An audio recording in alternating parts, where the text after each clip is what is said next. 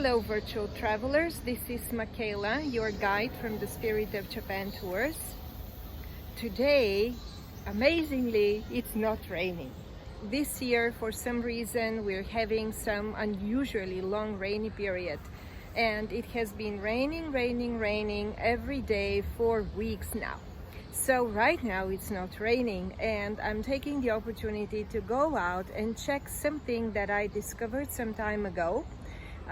That I haven't had really a chance, to follow.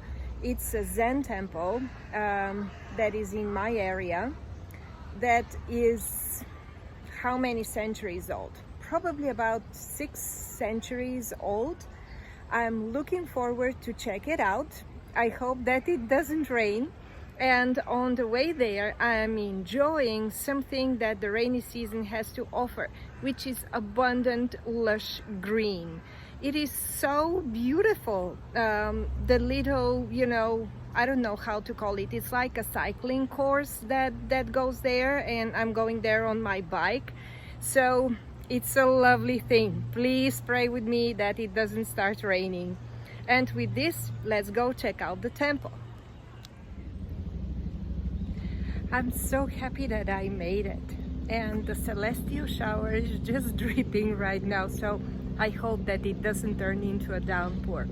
So let's go and check out the temple and see what it has to offer. This here in front of us is the temple gate. What I love here is, can you see that when they open the covers, there is a Zen master there sitting in a meditation pose, guarding the entrance of the temple. I hope that he lets us in without an issue.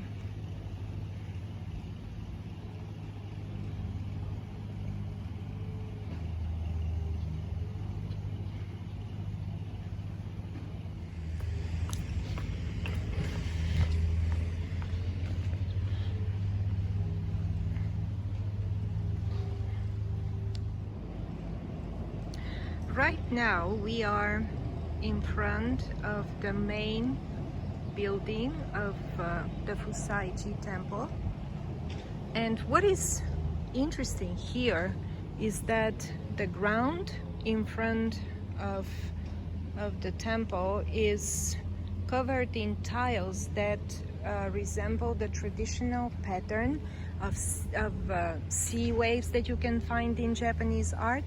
And I find this interesting because in a lot of Buddhist art, you can see sea and the sea waves that represent the formless sea of energy that everything arises from and then eventually returns back to.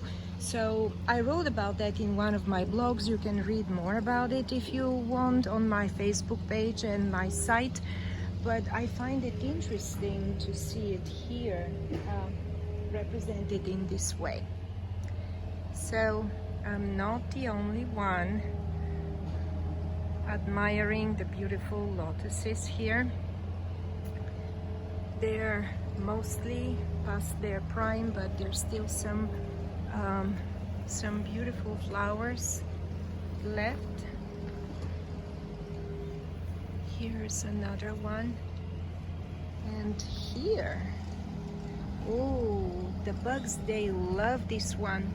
It's a yellow lotus. They have different varieties of flowers here, so I've never seen a yellow one before, and the little bee seems to be loving it. Pretty flowers.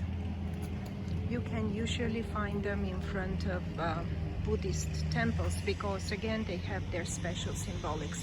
I see that there are some sea pods. A friend of mine, she lives in Florida. She told me, get me some seeds. She wants to grow lotuses for her beloved parrots. So maybe I should get her some.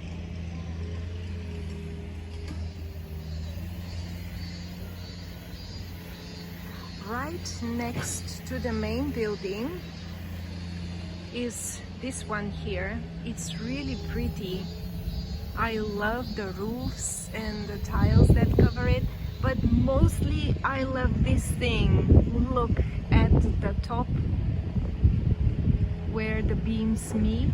Usually in front of Buddhist temples there are these scary warriors that guide the gates. Sorry, they don't guide them, they guard them. They guard the gates. And here they don't have them, but look where is the guardian warrior. He is on the roof of the temple and guarding its premises. How cool is that? And before I leave, I would like to check out the lily pond and the little garden that I read about. But before I do that, look at this tree. It just looks like a giant bonsai, the way that it has been shaped. I wonder if the video gives you a good idea, but it's just so pretty. Look at that.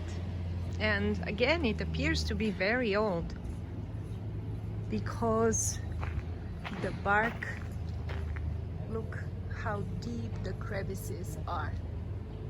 What a beautiful tree. So cool.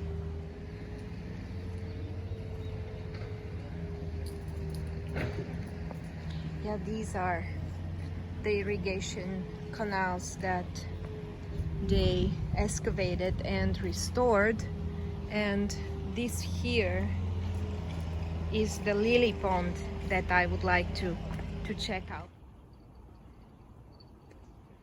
And here are the water lilies.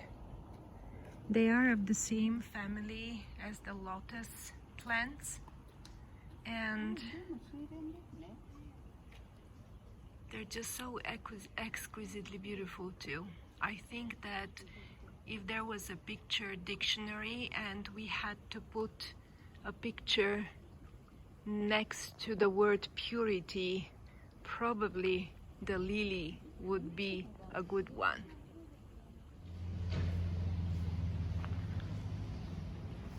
The garden of the temple existed, you know, from centuries before, and it is again something that was excavated and in a way, you know, allowed to return to its original shape, I should say.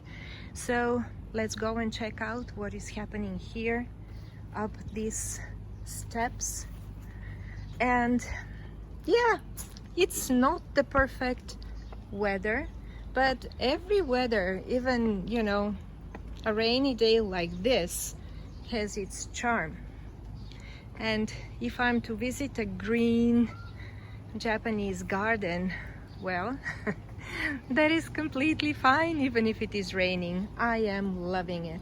Just look at this maple tree. Look at the shape. Everything is so natural, which is what most Zen gardens strive for. They like to keep things natural.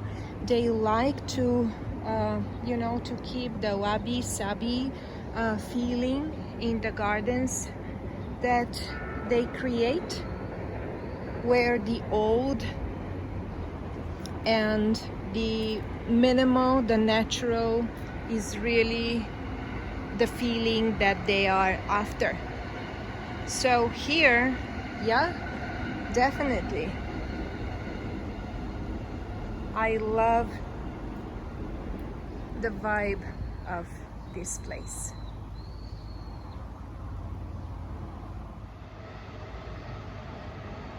I hope that you enjoyed this brief visit to Fusaiji. It's one of the prettiest Zen temples that I have seen in my area so far, and I'm going just to run to my bike and cycle home before it starts raining in serious. Until our next outing together, hopefully in better weather. Bye-bye.